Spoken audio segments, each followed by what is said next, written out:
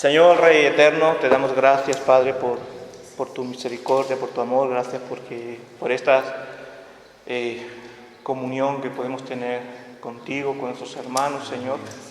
Y como esa realidad de que tu iglesia es universal, más grande que nuestras propias fronteras mentales, que nuestra propia iglesia local, que nuestra propia congregación, y más allá, Señor, de tu iglesia más allá, más grande, Señor, y que más allá de nuestras denominaciones, Señor.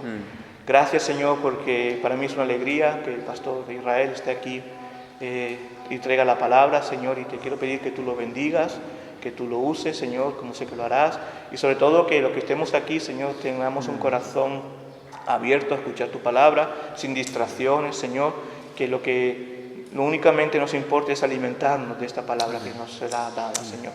Gracias, Señor, y te lo pedimos en el nombre de Jesucristo. Amén. Amén. Gracias. Bueno, hermanos, para mí una alegría, para Damaris también, el estar aquí con vosotros, nuestros hermanos José Antonio y Maripaz, que nos acompañan hoy, recibir los saludos de la iglesia ahí en Córdoba, vuestros hermanos de la iglesia bautista en Córdoba. Voy a poner esto aquí, espero no liarla. Y esto es por el cronómetro, para que no se me... por el reloj. Como digo, un privilegio, un honor estar entre vosotros y desearos que el Señor siga sosteniendo vuestras vidas, sosteniendo vuestra fe y ensanchando este ministerio. Mi padre es un hombre de oración.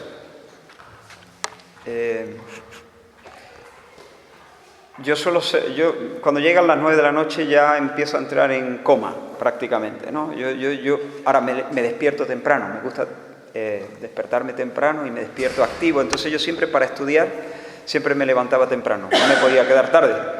Y el recuerdo que yo tengo siempre, prácticamente todas las mañanas, todas las mañanas, el recuerdo que yo tengo es, por más temprano que me levantaba, me encontraba a mi padre de rodillas en el salón, con su cara hundida en una de las mecedoras del salón, orando al Señor. Si hablo en este tono, ¿se oye al final? ¿Sí? Y siempre uno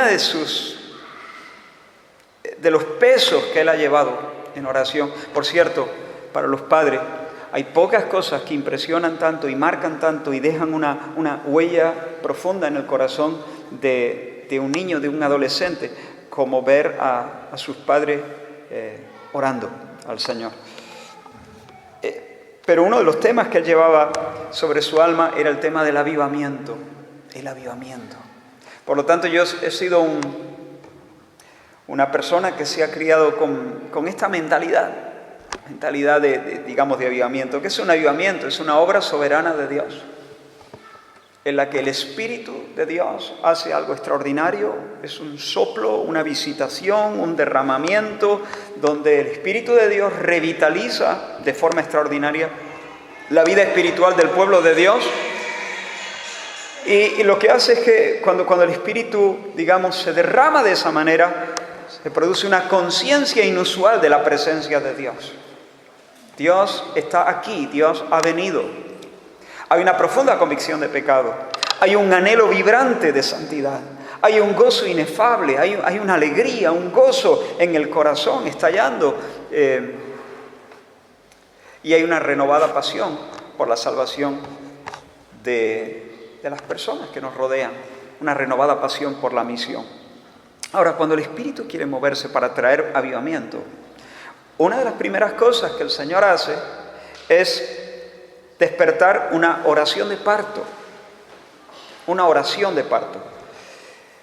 Empieza a poner insatisfacción en el corazón de algunos.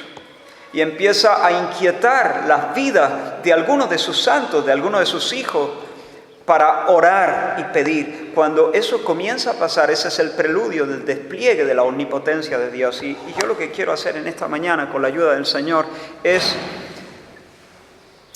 provocaros de alguna forma, es alentaros a buscar al Señor de esta manera. Y quiero invitaros a leer en capítulo 63 del libro del profeta Isaías. Isaías 63, leeremos desde el versículo 15. Yo estoy leyendo en Reina Valera del 60, creo que vosotros usáis la de 2020.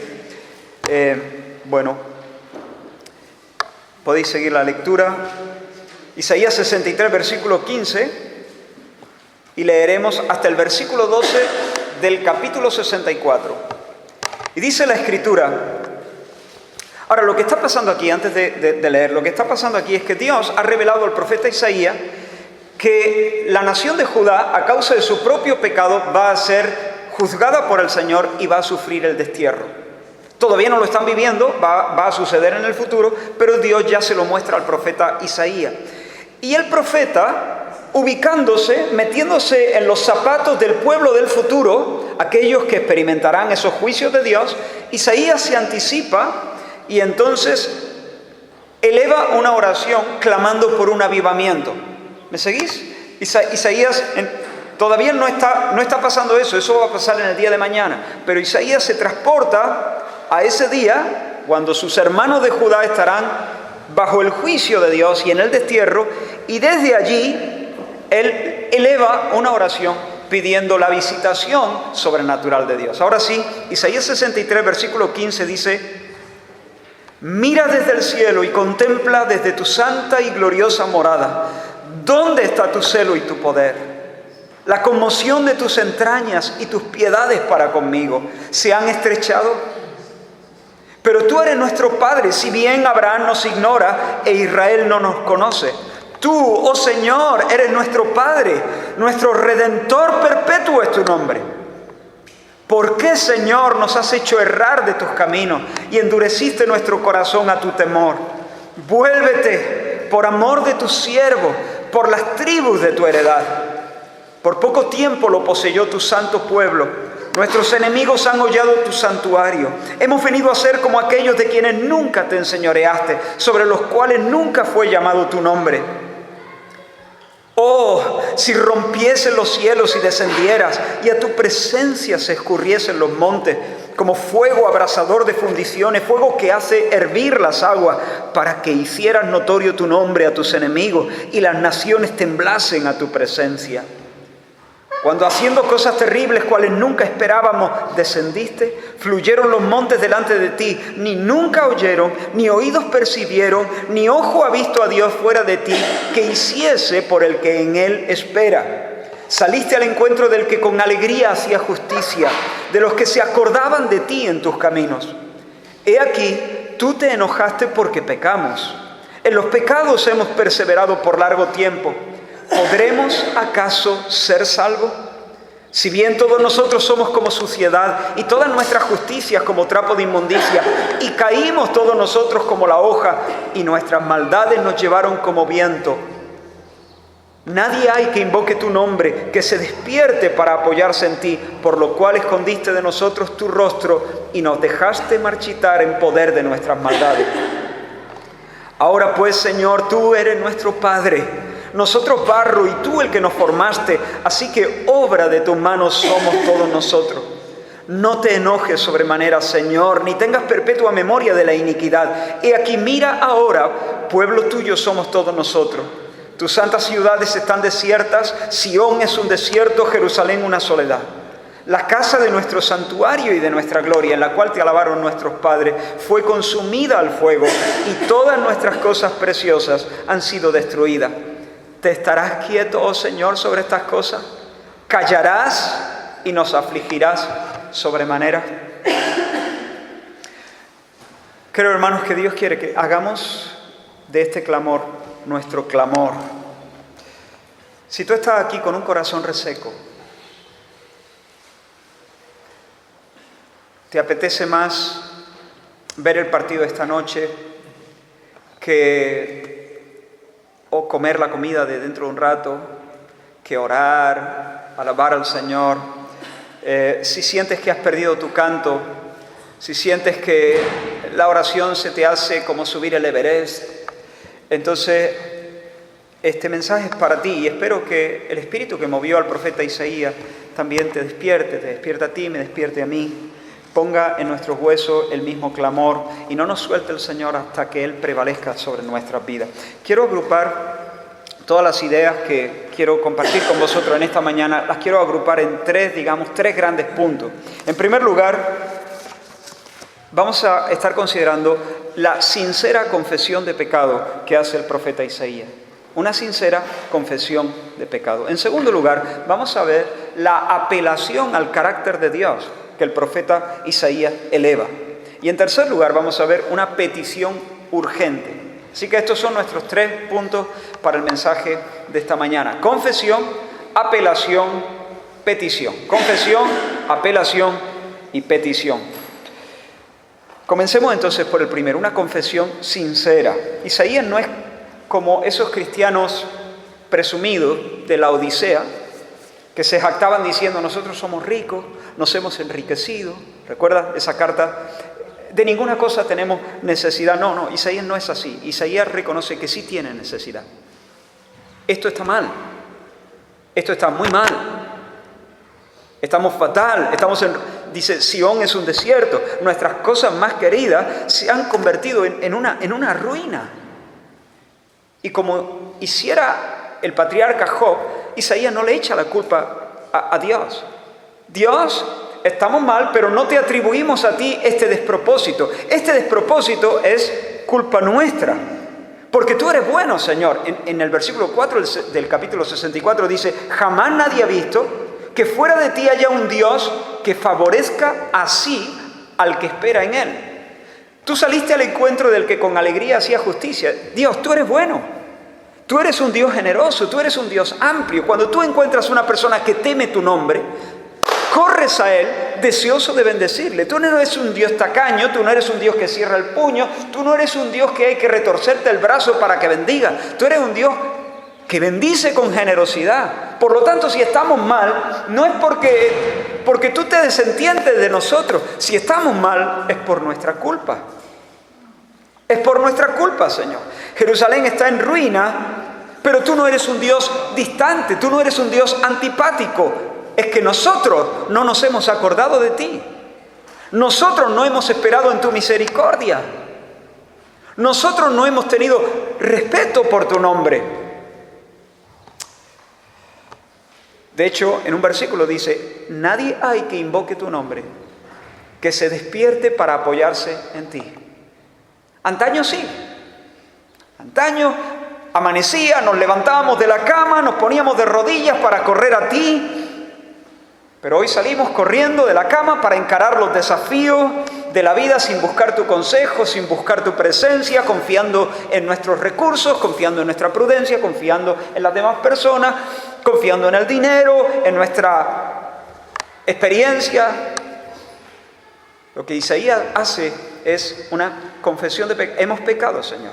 Hemos dejado que nuestra alma se llene de maleza. Somos incrédulos, somos egoístas, somos idólatras, somos orgullosos. Nuestras mejores obras, llega a decir, nuestras mejores obras son como un trapo de inmundicia. Fíjate que Isaías no dice nuestros pecados son como un trapo de inmundicia. Dice, nuestra justicia son como un paño de menstruación, es lo que está diciendo ahí en el hebreo. Un poco fuerte. Con razón, Señor. Con razón nos has dejado marchitar. Con razón nos has retirado tu sonrisa. Hemos venido a ser, dice en uno de los versículos que hemos leído, hemos venido a ser como las demás naciones, como aquellos de quienes nunca te enseñoreaste. Y para colmo, nuestros enemigos se están burlando de nosotros. Para colmo, han profanado tu templo, han pisoteado tu templo, están bailando sobre nuestra espalda, manosean tus cosas santas. Pero no es culpa tuya, Señor, es culpa nuestra.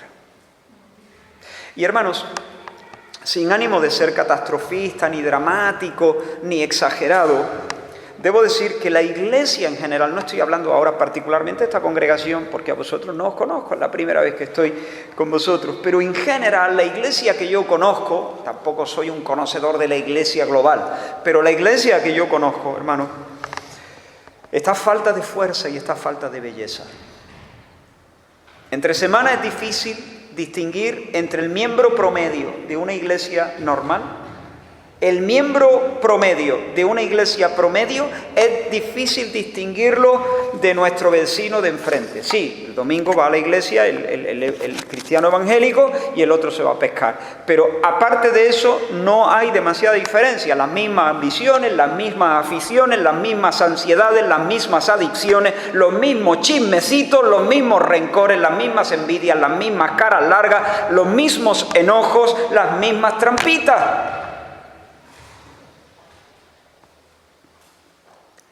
Por no hablar de la falta de discernimiento y del declive moral que hay en centenares de iglesias. Yo he estado en campamentos cristianos donde los responsables, como uno de los momentos estelares del programa, han preparado una noche de terror con fantasmas, con vampiros, con zombies. Yo he estado en campamentos en los que la última noche, el lugar de reuniones se convirtió en una discoteca, pero con bola y todo.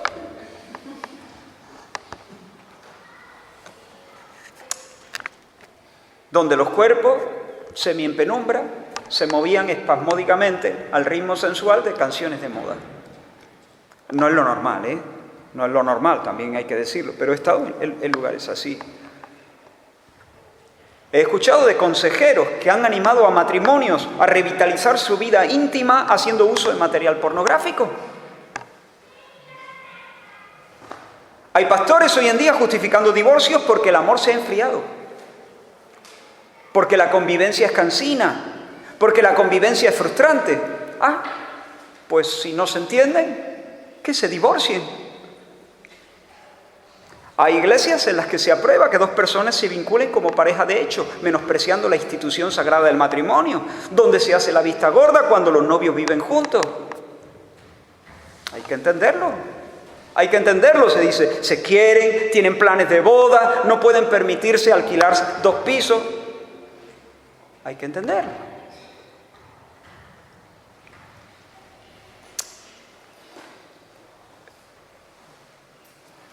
No lo entiendo. No lo entiendo. O sea, no pueden permitirse alquilar 2 pisos, pero sí pueden permitirse desobedecer a Dios, sí pueden permitirse contristar al Espíritu Santo, sí pueden permitirse manchar su testimonio, mentir a los hombres y a los ángeles, atentar contra el testimonio de la iglesia y entristecer a los piadosos. Eso sí se lo pueden permitir. Estamos mal.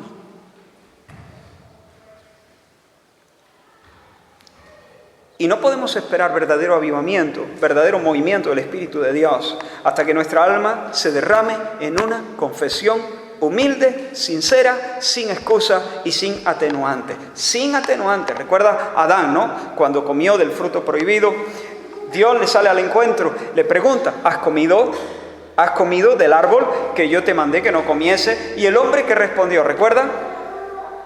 La mujer que me diste por compañera, la mujer que me diste me dio del árbol y yo comí. Verás, Señor, sí, he comido. Pero te explico. He comido, pero te explico. Estaba yo de lo más consagrado a ti cuando vino la mujer, la que me diste tú,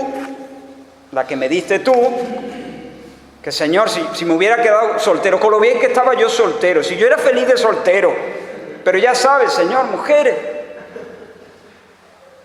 Hermano, es una grosería hacer eso. Eso es añadir pecado al pecado.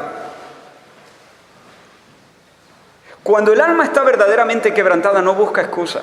Sí, Señor, he comido.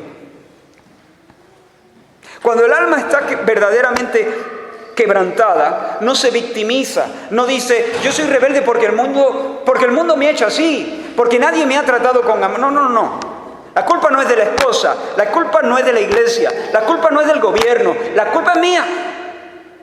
Cuando el alma está quebrantada, yo me arrincono a mí mismo, me echo mano al pecho, me pongo yo mismo contra la pared y digo, estás mal y la culpa es tuya. Y eso es lo que se requiere en esta hora, hermanos. Como iglesia del Señor necesitamos entender. Nos falta fuerza, nos falta belleza, nos falta orden y la culpa es nuestra. Así que, iglesia del Señor, detente, reconoce, confiesa con humildad. Arrincónate a ti mismo. Mientras estés echando fuera balones, ¿no? El esposo, la esposa, Pedro Sánchez, lo que me hicieron. Claro, yo sé que hay heridas que dejan mucha huella, mucha marca. Pero hermano, si hay pecado, confiesa tu pecado. Porque cuando Dios ve un corazón contrito y humillado, Dios no lo desecha. Amén. En segundo lugar, hemos visto la necesidad de elevar al Señor una confesión sincera. En segundo lugar, vamos a ver cómo Isaías, y este es un punto un poquito más largo, apela al carácter de Dios. Mientras Isaías llora y confiesa su pecado, él se hace una pregunta. ¿Hay esperanza? En el versículo, la segunda parte del versículo 5, no sé si del 63 o del 64, dice, ¿podremos acaso ser salvos? ¿Podremos acaso ser salvos? Y ahora, debemos entender algo. Esta no es una pregunta hecha desde la ansiedad. No es que Isaías está mordiéndose las uñas diciendo, la verdad es que no sé si hay esperanza o no. Sí lo sabe, porque Isaías conoce a Dios y ahora lo va a demostrar. Pero es una pregunta que no está hecha desde la incredulidad y la duda. Porque él tiene argumentos que sabe que van a prevalecer delante de Dios. Ahora quiero que notes algo. Isaías no dice, Señor, sálvanos, porque aunque estamos mal, esto es una ruina, es un desastre, pero si te fijas bien, no todos son fallos. Tenemos cosas buenas, hay un potencial enorme en nosotros, hay aciertos también. Isaías no dice eso. Ahora, tampoco dice, vale Señor, es verdad, estamos podridos, pero si nos respondes, si nos salvas, nosotros te prometemos que a partir de entonces nos vamos a portar bien. Cuidado con estas cosas, porque las dos oraciones, ese tipo de razonamientos provienen siempre de un corazón orgulloso. Tú dices, Señor, sálvame porque, a ver, estoy mal, pero si tú me salvas, yo puedo serte muy útil, ¿no? Merezco la pena, tengo potencial, tengo algunos aciertos. Eso no funciona así con Dios. Ahora, tampoco debo decirle, porque estoy confiando en mis propias potencialidades, en mis propias virtudes. Ahora, tampoco funciona de esta manera. Señor, no hay por dónde cogerme, pero si me salvas, prometo portarme bien. Es más de lo mismo. Es confiar, tú hazme el favor y luego te lo pago. Isaías no dice, Señor, sálvame porque soy bueno. Tampoco dice, Señor, sálvame porque seré bueno. Isaías dice, Señor, sálvame porque tú eres bueno. Es diferente. Sálvame porque tú eres bueno. Quito mi mirada de mí mismo y la pongo en ti. Encuentro las razones no en mi potencial, encuentro las razones en tus propias entrañas. ¿Recuerdan la oración del profeta Daniel? Él dice, inclina, Dios mío, tu oído, mira nuestras desolaciones, porque no elevamos nuestros ruegos ante ti confiados en nuestras justicias, sino en tus muchas misericordias. Así se ora, así se busca un avivamiento. Hay que buscar las razones. ¿Por qué razón se tiene que mover Dios en medio de nosotros? ¿Por qué razón Dios nos va a dar lluvias del Espíritu Santo? ¿Por qué? Porque Él es bueno. Porque Él es Dios, el Dios de misericordia. Porque sus entrañas arden de compasión por lo suyo. Y mira los argumentos que Isaías presenta delante de Dios. En primer lugar, Isaías apela a la relación especial que Dios tiene con su pueblo.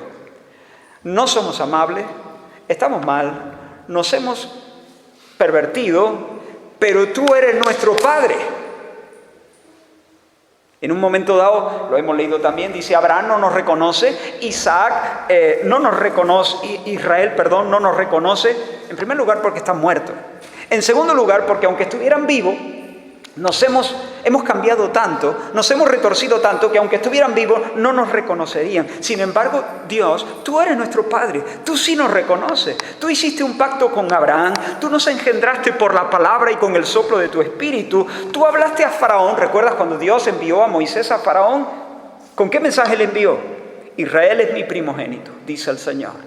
Y el Señor te dice, Faraón, deja en paz a mi hijo. Fuerte, ¿no? Deja salir a mi hijo. Israel es mi primogénito. Ese es Dios. Dios es nuestro Padre. Así que cuando Isaías pregunta, ¿podremos acaso ser salvos? Es una pregunta retórica. Isaías en el fondo está diciendo, claro que podemos ser salvos. Claro que hay esperanza. Estamos en ruina, nuestros enemigos están bailando sobre nuestra espalda, pero sí podemos ser salvos, porque Dios es nuestro Padre. Me miro a mí mismo y desespero. Pero si arranco mi mirada de mí mismo y la clavo en Dios, entonces sí digo que podremos ser salvos y que hay esperanza. Porque tú has dicho, Isaías 49, ¿se olvidará la mujer de lo que dio a luz? ¿Se olvidará para dejar de compadecerse del hijo de su vientre? Aunque ella se olvide, yo nunca me olvidaré de ti, dice el Señor. En las palmas de las manos te llevo esculpida, dice el Señor. Ese es nuestro Dios. Por tanto, sí, seremos salvos. Sí, el Señor, por más mal que estemos, el Señor puede aumentar nuestras fuerzas como las del búfalo y ungirnos con aceite fresco. Dice el apóstol Pablo en Romanos, el que no escatimonia a su propio Hijo, sino que lo entregó por todos nosotros, ¿cómo no nos dará también con Él? ¿Cómo no? El que nos ha dado a su Hijo, ¿cómo no nos dará visitaciones del Espíritu Santo? ¿Cómo no nos dará la fortaleza, la alegría que necesitamos? En segundo lugar, Isaías no solamente habla de Dios como siendo el Padre de la nación de Israel, sino el alfarero. Tú eres nuestro Padre, pero también eres nuestro alfarero. Ahora pues, Jehová, tú eres nuestro Padre, nosotros barro, y tú el que nos formaste. Así que obra de tus manos somos todos nosotros. En otras palabras, Señor, tú nos has hecho. Tú eres nuestro formador. Tú eres nuestro hacedor. Y cuando tú nos hacías en el torno, tú nos hiciste para tu gloria. Cuando tú nos dabas forma, tú te decías a ti mismo, este pueblo he creado para mí, mis alabanzas publicará. Lo que Isaías está queriendo transmitir es que Dios no hace las cosas por hacerlas. Cuando Dios hace cada cosa, Él tiene un plan en mente. Dios no improvisa. Dios no estaba jugueteando con el barro cuando salió Adán. Dios tiene propósito. Y ese propósito que Dios tiene vibra en su corazón. Y Dios no se olvida de ese propósito. Dios, yo sé los planes que tengo para ti, dice el Señor. Yo sé los pensamientos que tengo para ti, yo lo sé. Pensamientos de bien y no de mal para darte un futuro y una esperanza. Esos pensamientos forman parte de sus decretos soberanos. Y el Señor no deja que esos decretos y que esos propósitos se frustren. Esto sé, dijo el salmista, que el Señor cumplirá su propósito en mí. Hay un pasaje que ministra mi corazón de una manera muy, muy especial, hablando acerca de la fidelidad y el compromiso que Dios hace de llevar adelante sus propios propósitos. Después de que el patriarca Abraham combatiera con los clanes de la zona, despertó la hostilidad de uno de los gallitos de aquel sitio, de Kedorlaomer. Y imaginó que iba un poco asustado, estaba un poco en vilo el hombre. Pero el Señor en ese momento se le aparece y le habla y le dice, no temas, Abraham, yo soy tu escudo. Y añade, y tu galardón será sobremanera grande. En este momento Abraham dice, espera, Señor, mi galardón, ¿y qué me dará? Quiero abrirte mi corazón, Señor, me sinceraré contigo. Lo estoy poniendo en mis palabras, ¿no? me hablas de galardón y ni siquiera tengo un hijo. ¿Qué me dará? Siendo que estoy todavía sin hijo, me voy a morir de viejo y no tengo, me va a heredar un siervo nacido en mi casa, Señor. Respuesta del Señor: no, te va a heredar un hijo tuyo. Tu descendencia, de hecho, será como las estrellas del cielo. Es una locura. Y Abraham se lo creyó. Le creyó a Dios. Y dice que cuando Dios vio que ese hombre le creyó, era viejo, estaba acosado por enemigos que eran mucho más fuertes que él. Su esposa era viejita también y además estéril. Pero contra toda esperanza, Abraham le tomó la palabra al Señor y creyó. Y cuando Dios vio que ese hombre le creyó, le tuvo su fe, se la contó por justicia. Pero además, Dios empieza a prometerle otras cosas. Mira, Abraham, te prometo que no serás arrancado de la tierra. Más bien, tú vas a ser el dueño de toda esta tierra. El dueño de toda esta tierra. Hasta donde te llegue la vista. Y tus descendientes poseerán las puertas de sus enemigos. Y Abraham en un momento dice: Señor, estoy sobrepasado. Esto me abruma. ¿Cómo puedo estar seguro de esto? De alguna manera, Abraham le está creyendo al Señor, pero por otra parte, lucha con cierta incredulidad. Es como aquel que le dijo a Jesús: creo, ayuda a mi incredulidad. Señor, ¿en qué conoceré que esto que me estás diciendo se va a cumplir? Y el Señor le dice lo siguiente, leo literalmente: tráeme una becerra de 3 años, una cabra de 3 años, un carnero de 3 años, una tórtola, un palomino. Y tomó él todo esto, los partió por la mitad, puso cada mitad de una enfrente de la otra.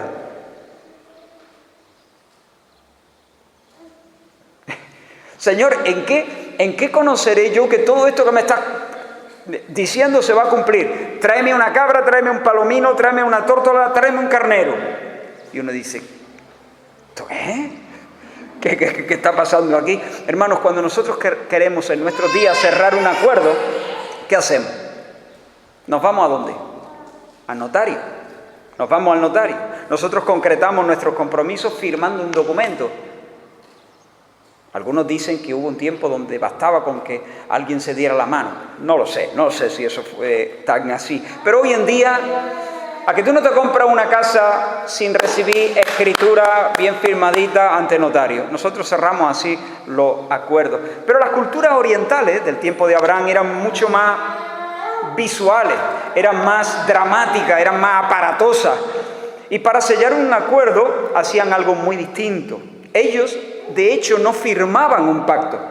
Literalmente en el hebreo ellos cortaban un pacto. ¿Por qué? Porque los que participaban en ese pacto lo que hacían es tomar una cabra, un carnero, un palomino, animales. Los partían por la mitad. Colocaban una mitad a la izquierda. Colocaban la otra mitad de los animales a la derecha. Fíjate qué lío. Era muy aparatoso, ¿no? Y entonces lo que hacían es que ambos estipulaban las condiciones del pacto y cuando eso ya estaba descrito, entonces ambos se tomaban de la mano y pasaban juntos por ese pasillo entre los animales descuartizados. Y lo que estaban expresando con esa acción es: yo me comprometo a cumplir mi parte del pacto. Yo voy a ser fiel a mi promesa. Y si yo no soy fiel a mi promesa, que me pase lo que a estos animales. Que me muera si no cumplo.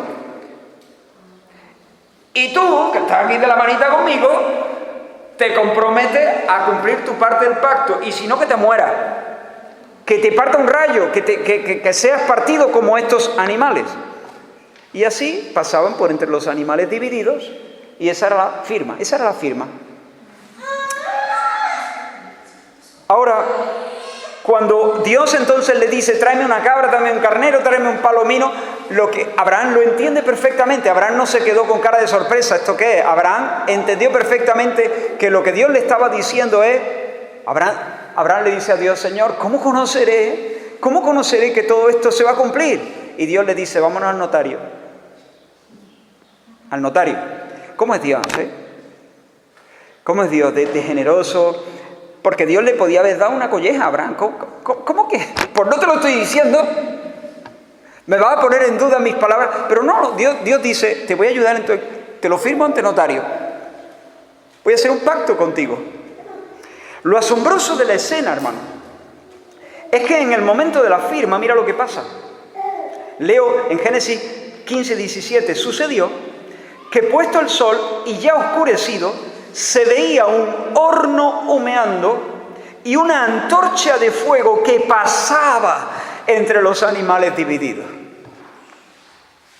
Génesis 15, 17, era el texto favorito de R.C. Sproul.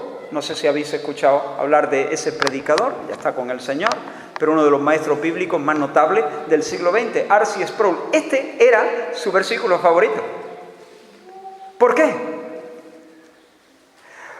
Porque esto es impresionante. A la hora de firmar ese pacto, Abraham, te voy a bendecir, te voy a dar toda esta tierra, te voy a dar una descendencia numerosa como las estrellas de los cielos, todo va a ser tuyo. Te lo voy a firmar ante notario. Pero en ese pacto, a la hora de la firma, Dios firma por los dos. Abraham no pasa por entre los animales divididos. Solo Dios, la presencia de Dios manifestada en esa llama, solo Dios pasa por entre los animales divididos. Lo que Dios le está diciendo a Abraham es, Abraham, me comprometo a cumplir mi parte. Si yo no cumplo, que me muera. Y Abraham, me comprometo, y ahora presta atención, no está diciendo Abraham, me comprometo a cumplir tu parte. No, Dios no cumple tu parte. Dios cumple la suya. Tu parte la cumples tú. Lo que Dios está diciendo es, me comprometo, Abraham, no solo a cumplir mi parte, me comprometo a que tú cumplas la tuya. Y si tú no cumples, que me muera yo. Eso es lo que Dios está diciendo. Si yo no cumplo, que yo me muera. Y si tú no cumples, que yo me muera. Yo me encargo de que tú cumplas. Yo voy a cumplir mi propósito en ti. Mi mano no se va a retirar de sobre tu vida hasta que yo me salga con la mía y te haga un hombre feliz. Ese es Dios. Cuando Isaías levanta su clamor, Señor, hay esperanza, Isaías está diciendo, el Espíritu de Dios le está diciendo a Isaías, claro que hay esperanza, porque Dios en primer lugar es nuestro Padre, pero en segundo lugar Dios es nuestro alfarero, Dios es nuestro formador, y cuando nos formó tenía propósito, y cuando Dios tiene propósito, los cumple con aquellos con los cuales se ha ligado en pacto sagrado. Él ha hecho juramento por el honor de su nombre. Porque somos hechura suya, creados en Cristo Jesús para buenas obras, las cuales Dios preparó de antemano para que anduviésemos en ellas. En tercer lugar, todavía dentro del segundo punto, Señor, tú eres nuestro Padre, Señor, tú eres nuestro formador, nuestro alfarero. En tercer lugar, Señor, tu nombre siempre ha sido nuestro Redentor. En el versículo 16 del 63 dice, oh Jehová, tú eres nuestro Padre, nuestro Redentor perpetuo es tu nombre. Ahora presta atención a este texto de Levítico. Esta es una de las disposiciones de la ley mosaica, porque aquí hay una clave muy preciosa para entender esto. Dijo el Señor al pueblo de Israel, cuando tu hermano empobreciere y vendiere algo de su posesión, podrían ser casa, herramientas, animales, ha empobrecido y llega un momento en que tiene que vender para comer. Cuando tu hermano empobreciere y vendiere algo de su posesión, entonces su pariente más próximo vendrá y rescatará lo que su hermano hubiere vendido. En ocasiones, hermanos, la pobreza llegaba al punto de que el israelita tenía que venderse a sí mismo como esclavo. Había vendido su casa, había vendido su yunta de bueyes, había vendido su aparejo y tenía que darle comer a los chiquillos, y el hombre se vendía durante varios años para estar al servicio del terrateniente y se vendía como un esclavo. Ahora, Dios dispuso esta ley en Israel. El pariente más cercano de esta persona no puede mirar para otro lado. Tiene que en el caso de que tenga recursos, tiene que hacer algo. Tiene que pagar el rescate. Tiene que volver a comprar la casa o la yunta de bueyes o los aparejos o incluso la libertad de su primo o de su hermano o de su cuñado, pero tiene que hacerlo. Así que a este hermano o primo o tío rico se le conoce como el Goel, el pariente redentor, el pariente redentor. De hecho, cuando el patriarca Job estaba en angustia, ¿recuerdas? Desde el polvo de su pobreza, olvidado de todo, sin ayuda a la vista, cuando estaba machacadísimo, este hombre, una de sus declaraciones más conocidas: yo sé que mi pariente redentor, yo sé que mi Goel vive, yo sé que mi redentor está de camino. Yo ahora mismo no veo la ayuda. Yo soy una persona aplastada por sus circunstancias. El diablo se me está riendo en mi cara. La persona más cercana a mí, que es mi esposa, me está aconsejando que maldiga a Dios y que me muera de una vez. Pero yo sé que tengo un pariente rico. Yo sé que hay alguien que viene a mi rescate. Yo sé que mi Redentor está vivo. Estoy en amargura, soy una llaga que supura, pero tengo Goel. Tengo pariente rico que me va a sacar de la ruina, que me va a llevar a la gloria. Ahora estoy mordiendo el polvo, mañana veré la gloria. Y eso es lo mismo que está diciendo Isaías. Dios, tú eres nuestro Padre. Dios, tú eres nuestro alfarero. Dios, tú eres nuestro Goel, nuestro Redentor. Nuestro Redentor ha sido siempre tu nombre. Siempre ha sido nuestro Goel. Así que hemos pecado, sí. ¿Podremos ser salvos? Sí, podemos ser salvos. Porque Dios es Padre tierno, nuestro alfarero, y abriga pensamientos de bien, y nuestro rescatador poderoso. Así se ora por un avivamiento. Así se ora por un avivamiento. Pero aparte de apelar a la relación singular que Dios tiene con su pueblo, Isaías apela también al propio carácter de Dios.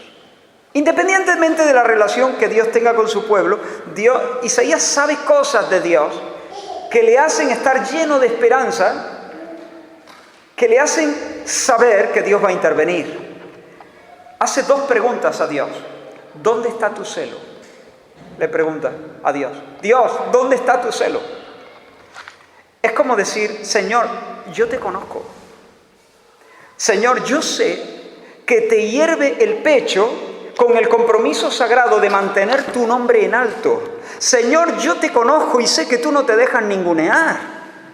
Tú eres el Dios que cuando los filisteos trajeron maniatado a Sansón y lo pusieron allí como un bufón en medio de su templo, del templo de Dagón, tú le borraste a todos la sonrisa y apagaste sus cánticos derrumbando el techo sobre sus cabezas. Yo te conozco, Señor.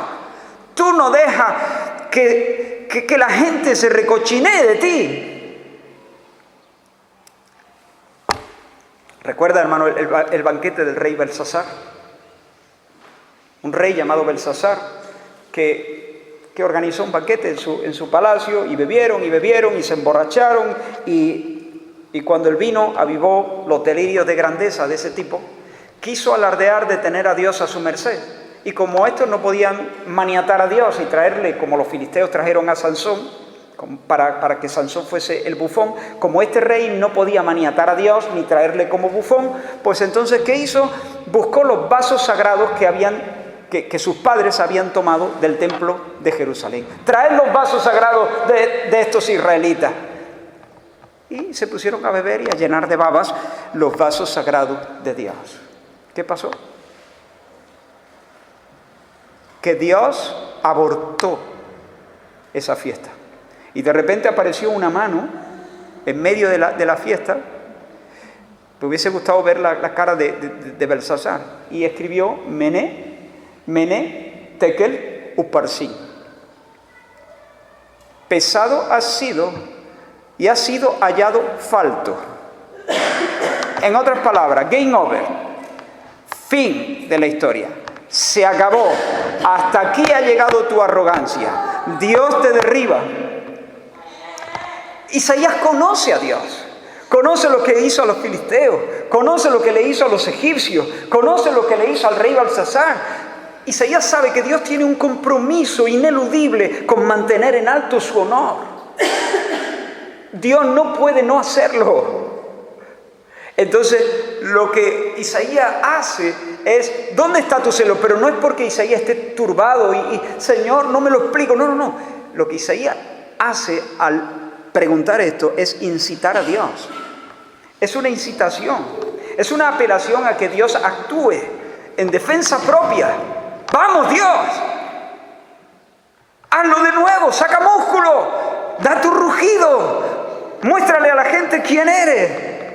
La otra pregunta que Isaías hace es, ¿dónde está tu poder? Más de lo mismo. Isaías no solamente sabe que Dios tiene un compromiso consigo mismo de mantener en alto el honor de su nombre, sino que Dios es todopoderoso. Para Dios no hay cosas difíciles. Pensar una cosa, decirla y que se haga es todo lo mismo. Le sobra fuerza para imponerse sobre sus rivales, para cumplir sus planes, para hacer que la bandera de su nombre ondee sobre todas las colinas de la tierra. Le sobra fuerza. Por eso Isaías lo que hace es incitar a Dios. ¡Vamos, Dios!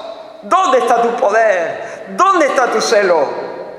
Levántate, Señor. Surge, Dios. Así que, hermanos, hemos visto, en primer lugar, una confesión de pecado sincera. Sion es un desierto, estamos mal, pero no es culpa de Dios, es culpa nuestra. En segundo lugar, hemos visto una apelación al carácter de Dios y su relación singular con el pueblo. Tú eres nuestro Dios, tú has cortado un pacto con nosotros, tú eres nuestro Padre, tú eres nuestro formador y tú eres nuestro Goén. Y además eres el Dios todopoderoso y el Dios temible que no se deja ningunear. Por lo tanto, Señor, no vas a hacer nada. Ese es el título del mensaje. Señor, no vas a hacer nada. Y yo espero que en esta mañana el Señor nos esté ayudando,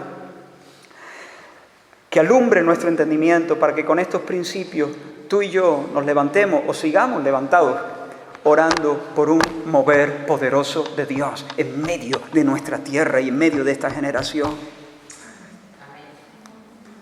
Día del cielo sobre la tierra, día donde el cielo nos bese y haya en los santos de Maimona y en las poblaciones en las que viví de repente algo extraordinario.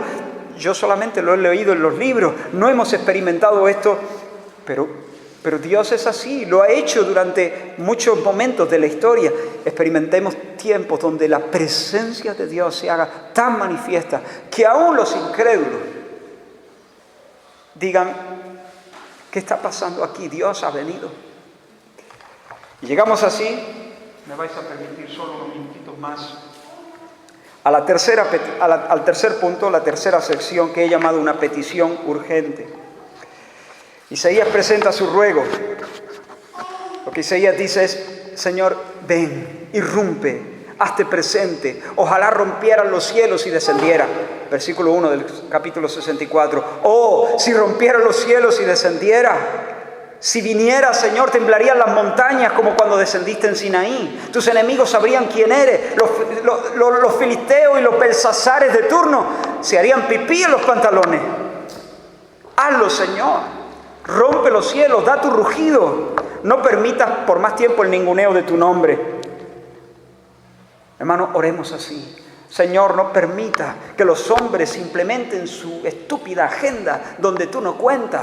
Señor, interrumpe nuestra fiesta. Señor, Dios mío, vuelve a escribir con tu mano en nuestras fiestas donde a ti no se te ha invitado. Mene, mene, tekel, uparsin, game over.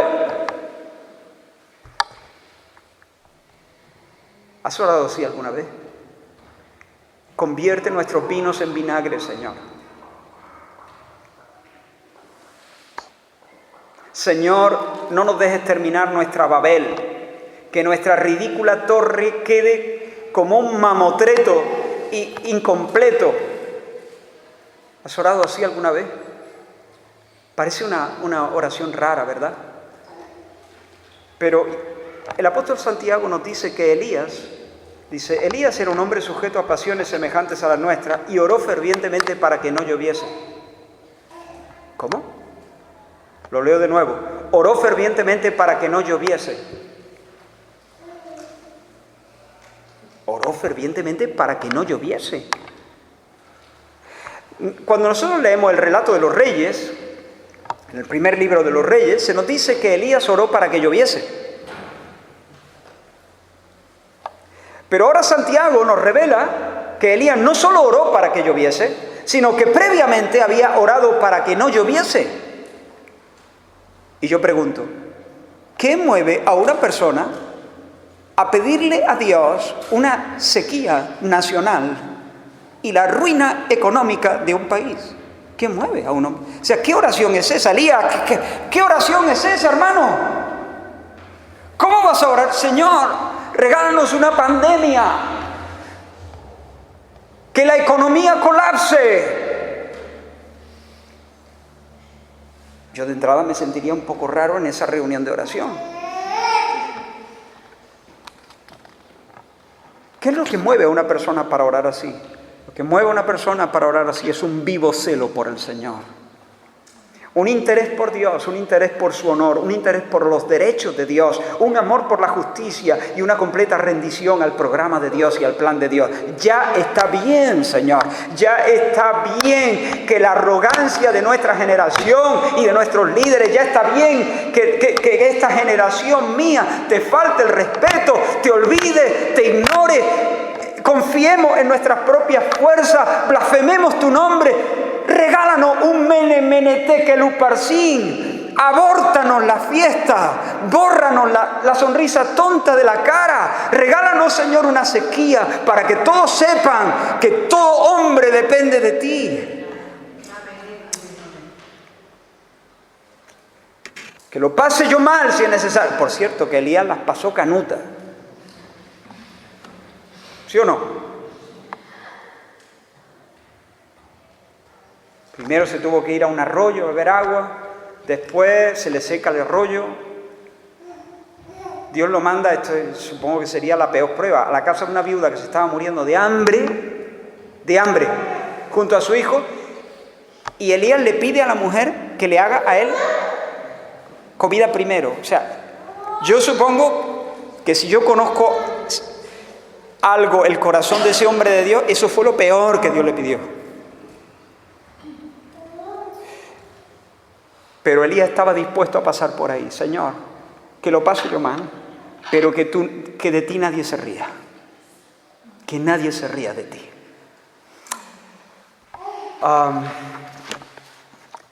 Pero hermanos, también hay amor por las almas en el corazón de alguien que ora así.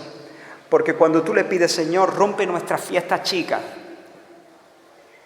prívanos de nuestros gozos pequeños. En realidad le estás pidiendo eso para que, Señor, para que desde allí, desde nuestra humillación, desde nuestro lamento, podamos abrirnos a los gozos grandes. Señor, es como cuando tú le amargas, no sé si alguno lo habrá hecho, ¿no? Antes se solía, como los bebés usaban chupetito, ¿no? ¿Cómo se le dice? Chupete, la chupa, ¿no? Y el niño, pues, llegaba un momento en que se iba ahí a la mili y todavía llevaba el chupete, ¿no? Y los dientes se deformaban. Entonces, ¿qué hacían los padres? Le amargaban el chupete. Le amargaban. Le echaban alguna cosita, había el chupete y lo aborrecía, el niño lo aborrecía. Pues a veces hay que decirle, Señor, amárganos el chupete. Amárganos los gozos, ciérranos las puertas, prívanos de las alegrías pequeñas para que nosotros podamos abrir el corazón a las alegrías grandes. Pero, para ir terminando, Isaías pide no solamente que Dios se imponga sobre sus enemigos, que dé un golpe en la mesa y muestre quién es. Isaías pide algo más precioso. Hay un momento, el versículo 17 del capítulo 63, dice, vuélvete por amor a tu siervo. Vuélvete, es decir, te queremos a ti. Vuélvete tú, te queremos aquí. Queremos tener comunión contigo. Y aquí está la clave, hermano. Mirad, en el primer libro del profeta Samuel se nos cuenta un episodio muy triste, muy vergonzoso. Cuando los israelitas sufrieron una derrota a manos de los filisteos, 4.000 hombres murieron aquel día. Hicieron una propuesta aparentemente piadosa. Dijeron: oye, vamos a buscar el arca del Señor. Hemos entrado en batalla sin tener el trono de Dios entre nosotros. Vayamos, busquemos el arca de Dios, pongamos a Dios entre nosotros para que Él venga y nos presida. Primero de Samuel capítulo 4 dice: traigamos a nosotros de Silo el arca del pacto del Señor, para que viniendo entre nosotros nos salve de la mano de nuestros enemigos. Y uno puede decir: bueno, aleluya, por fin se han dado cuenta que necesitan a Dios. Hipócrita, hipócrita, hipócrita. Esa multitud, de hecho dice, cuando el arca del pacto del Señor llegó al campamento, todo Israel gritó con tan gran júbilo que la tierra tembló. Ahora tú ponte en esa escena: el trono de Dios llega, el arca de Dios llega sobre los hombros de los levitas, y el pueblo que lo ve irrumpe en canto, en gozo, en grito, en aleluya. Hipócrita. Porque ese pueblo en realidad no quieren a Dios.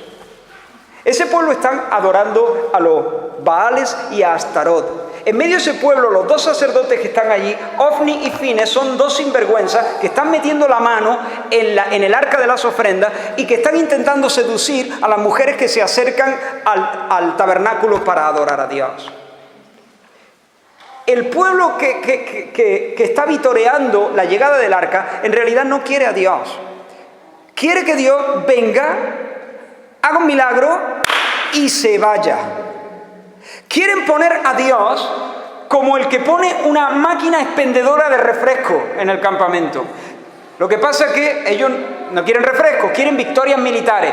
Pero Dios quiere que Dios venga y sea una máquina expendedora de victorias militares.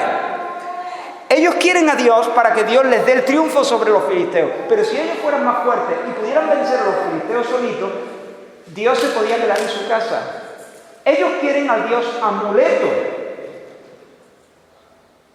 Ellos quieren un amuleto. Y hermano, esto así. Ellos no quieren a Dios, quieren una pata de conejo. ¿Entiendes? Y Dios, por supuesto, no movió un dedo para ayudar a los israelitas. Porque, hermano, Dios no se presta a ser cosificado. Dios no es el jarrillo de mano de nadie. Dios no es el Dios amuleto. Dios no es el Dios utilitario. Él no quiere ser el Dios que nos conviene. Él quiere ser el Dios que nos asombra. Él quiere ser el Dios que amamos, el Dios que adoramos, no el Dios con el que hacemos negocio. Hermanos, no queremos al Dios amuleto. Nuestra más grande necesidad es el Dios Dios. El Dios Dios. El Dios Dios presente. Sin tu presencia, lo que Isaías está diciendo en esta oración es: vuélvete, vente, ven tú, estate presente entre nosotros. Te queremos a ti, como Habacuc decía, aunque la higuera no florezca. Con todo yo me alegraré en el Señor, dice. Yo no quiero a Dios para que me haga florecer la higuera. Hombre, si florece, estupendo. A todo el mundo nos gusta que haya vacas en los corrales y haya prosperidad. Pero aunque la higuera no florezca, si es que yo no quiero al final higo, yo quiero a Dios. Con todo yo me alegraré en Jehová. Como dice, con todo yo me alegraré en el Señor. Me regocijaré en el Dios de mi salvación. Me regocijaré en el Dios de mi salvación. Ahí está mi gozo. Lo que Isaías le está diciendo a Dios es: vente, estate tú, que tú seas nuestra alegría. Cántanos tu amor al oído. Cenemos juntos, habita con los tuyos. Hermanos, lo dejo aquí. Porque llevo 1 horita, 57 minutos hablando. 58. Solamente te conmino, te empujo a que confiese de manera sincera, humilde, sin excusa, tu pecado. y que luego te levante en esperanza, no mirando tu mérito, ni mirando méritos futuros, sino mirando el carácter de Dios. Señor, pongo en ti mi confianza, porque tú eres nuestro Padre, tú eres nuestro formador, tú eres nuestro Goel. Y además, Señor, porque tú tienes celo por tu propio nombre y porque te sobra poder. Pero, Señor, finalmente, el meollo de todo, lo que nosotros ansiamos, es tu presencia, es a ti, es gustarte, es saborear tus amores, es vivir en conversación contigo, vivir en santa conversación contigo. Y solamente un detalle más. ¿Has visto esta palabrita de 2 letras que cuando aparece en la Biblia, en esta no, que esta no la subrayo, pero tengo otra que sí la he marcado, ¿no? Y cada vez que esta palabrita salía, yo la encerraba en un círculo. O. Porque, hermano, ese O es muy importante. Ese O manifiesta que la oración de Isaías no nace en su frente, ni nace en sus labios, nace en sus huesos, en sus entrañas. Hay emoción. La vida cristiana es emoción. Yo no estoy hablando aquí de un sentimentalismo o de un emocionalismo, pero no hay cristianismo verdadero sin emoción, no lo hay. No lo hay. Como no hay amor sincero sin emoción. Regocijar en el Señor, regocijarte es una emoción. Temed al Señor, es una emoción. Gozaos en el Señor. Es verdad que hay momentos donde la emoción puede estar ausente y debemos lamentarlo y debemos pedirle al Señor que nos saque de ahí. Pero ese no solamente habla de emoción, habla de urgencia. Y hermanos, se necesita que se levante grupo, iglesia, personas, hijos, hijas de Dios, que puedan orar con dolores de parto, sentir la urgencia de que Dios haga cosas. A.W. Tozer solía decir que él decía, dicen que hay personas que comentan que los avivamientos suceden después de medianoche. Él tiene un librito que se llama así, Después de medianoche, A.W. Tozer. Todo lo que encontréis de él, yo lo recomiendo. Dicen algunos que los avivamientos suceden después de medianoche. Y él viene a decir, lo digo con mis palabras, no es la hora del día la que determina la visitación de Dios.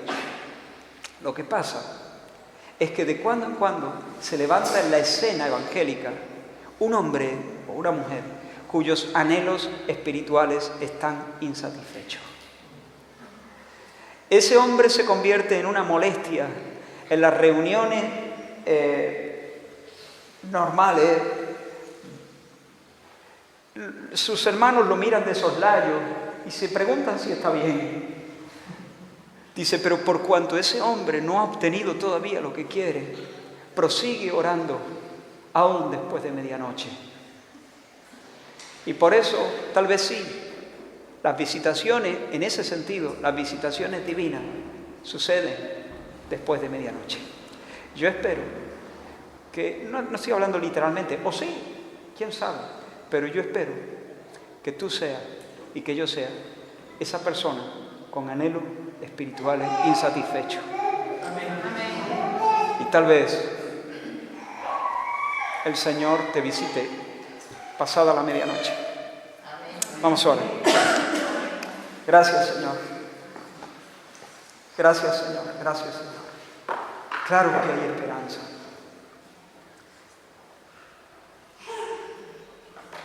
Fortifica nuestra fe en esta hora. Inflama nuestros afectos. No nos dejes, Señor, estar contentos con la mediocridad. No nos dejes, Señor, estar contentos con una vida a media, desperdiciando el universo de posibilidades de una verdadera vida piadosa. Muéstranos, Señor, el océano sin orilla, Señor, de tu misericordia. Pon sed en nuestros corazones. Levántanos para que vayamos a por más. Y levanta a mis hermanos, sean jóvenes en la fe, o sean, Señor, ya creyentes que llevan siguiéndote durante mucho tiempo, independientemente, Señor. Dios mío, despierta en nosotros un ardor, como el ardor que pusiste en esa hora en tu profeta Isaías, Señor. Y despierta y levanta de aquí, de esta congregación local, una oración que haga mella en los cielos, que llegue a tus oídos y que prevalezca delante de ti. En el nombre de Jesús. Amén. Amén. Que el Señor os bendiga. Amén.